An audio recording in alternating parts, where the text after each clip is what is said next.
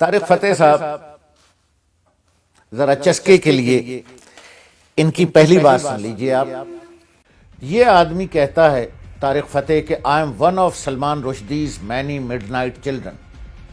ایک لفظ اللہ نہ کرے کہ آپ نے سنا ہو، اس لیے کہ بینگ اے مسلم تہذیب و تمدن کے حوالے سے نہیں اچھا لگتا کہ میں یہ نام آپ سے دہراؤں، لیکن سبزی لے لو، ٹماٹر لے لو، بیٹی لے لو، بہو لے لو. Are you gay? You will be by the end of it. یہ نام دنیا میں بہت پاپولر ہے، LGBT. یہ اسی نام سے آپ کمپیوٹر پہ اپنے گوگل کریں LGBT، سینکڑوں ہزاروں صفحات کھل جائیں گے.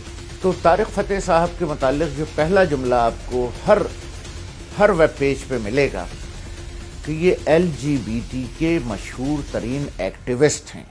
اب LGBT کسے کہتے ہیں؟ چلو ایودھیا چلے دکھانے جلوہ ہندو پاور کا، چلو ایودھیا چلے دکھانے جلوہ ہندو پاور کا، اے لگا لو ڈابر کا.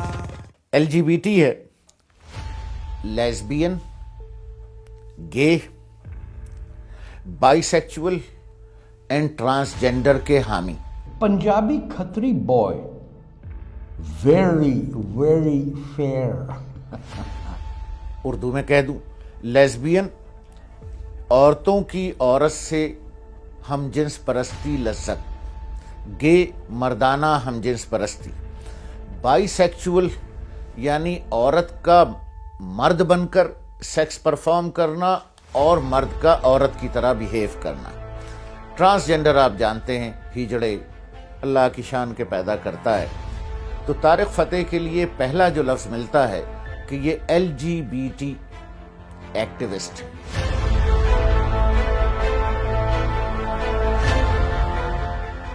اس کے بعد آ جائیے کہ موصوف 1949 میں کراچی میں پیدا ہوئے.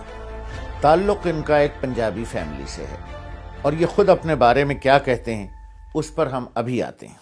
ابھی تو ہم LGBT پر ہیں، جس کے پرزور حامی ہیں طارق فتح صاحب، اور یہ پرزور حامی ہیں انٹر سیکس رائٹ کے، اور یہ پرزور حامی ہیں سیم سیکس میرج کے، یعنی عورت کی عورت سے شادی ہونی چاہیے اور مرد کی مرد سے شادی ہونی چاہیے.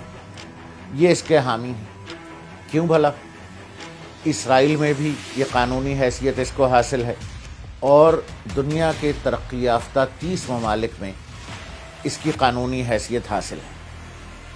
اور مزے کی بات یہ ہوئی کہ 6 ستمبر 2018 سپریم کورٹ آف انڈیا نے جو ان کے قوانین کی دفعہ نمبر IPC کی دفعہ نمبر 377 ہے، جو ان افعال کو، جو انگریز نے یہ دفعہ شامل کی تھی، ان افعال پر تاحیات قید کی سزا دیتا ہے. تو 6 ستمبر 2018 کو Indian supreme court struck down this article 377. اب وہاں بھی عورت کی عورت سے شادی، مرد کی مرد سے شادی اور LGBT کی قانونی حیثیت ہو گئی. درجہ پاکستان ہم ٹھیک بتاتے ہیں، پہلے سمجھاتے ہیں پھر ہم سبق سکھاتے ہیں، ہم بھارت کے ہیں جوان، جے جے ہندوستان، جہاں جنمے تھے ہنومان، جے جے ہندوستان. ہم دوبارہ آتے ہیں طارق فتح کے خاندان پر. مذکور یہ تھا کہ یہ LGBT کے اتنے شدید حامی ہیں، اور ان کے ٹویٹس آپ پڑھیں. طارق فتح کراچی میں رہے. 49 میں پیدائش کے بعد کراچی یونیورسٹی سے بایو کیمسٹری میں BSc کیا، ماسٹرز نہیں کر سکے. BSc کرنے کے بعد بڑا مشہور کراچی کا ایک انگریزی ایوننگر اخبار تھا سن، اس میں صحافی بھرتی ہو گئے. سن سے نکلے تو پاکستان ٹیلی ویژن میں اللہ کی شان کہ یہ PTV میں انویسٹیگیٹو رپورٹر بھرتی ہو گئے. اب PTV میں جب یہ انویسٹیگیٹو رپورٹر بھرتی ہو گئے تو ان کے ذرا پر پرزے نکلنے شروع ہوئے. تو حکومت نے ان کے سوچ اور خیالات کے بدلے میں، صلے میں इन्हें एक दफ़ा जेल में डाला, ये फिर बाज नहीं आए तो दोबारा जेल में डाल दिया गया कि सरकारी इदारे में रहते हुए पाकिस्तान के खिलाफ मनफी प्रोपेगेंडा। तो फिर इन पर बगावत का मुकदमा कायम किया गया, जो कुछ ये पाकिस्तान के खिलाफ कर रहे थे। और जैसे ही इन्हें ज़रा सा मौका मिला तो ये 1978 में पाकिस्तान से फ़रार हो गए बमै ख़ानदान के। और ये इनकी बदनसीबी कि ये गए भी सीधे सऊदी अरब। सऊदी अरब में ये एडवर्टाइजमेंट और मीडिया एडवर्टाइजिंग का काम करते रहे, लेकिन अपने ख्यालात की वजह से ये वहाँ पनप ना सके। तो बिल आखिर ये 1987 में कनाडा चले गए। माइकल कॉरन कनाडा का बहुत मशहूर सहाफ़ी है, वो ये लिखता है कि तारिक फ़तेह always admits the faults and failures of Islam, कि इस्लाम की गलतियाँ और नाकामियाँ वो उनको एडमिट करता है, यानी उनको प्रीच करता है। मेरा तो एक भी दोस्त नहीं जिसने कुरान पढ़ा। Why? Because it can't be read. और फिर वो ये भी कहता है सच्चाई से Michael Coren, it is hard to find anything positive he ever has said about Islam, कि बहुत मुश्किल होगी ये देखने के लिए कि क्या तारिक फ़तेह ने कभी इस्लाम के हक़ में भी कोई बात की है।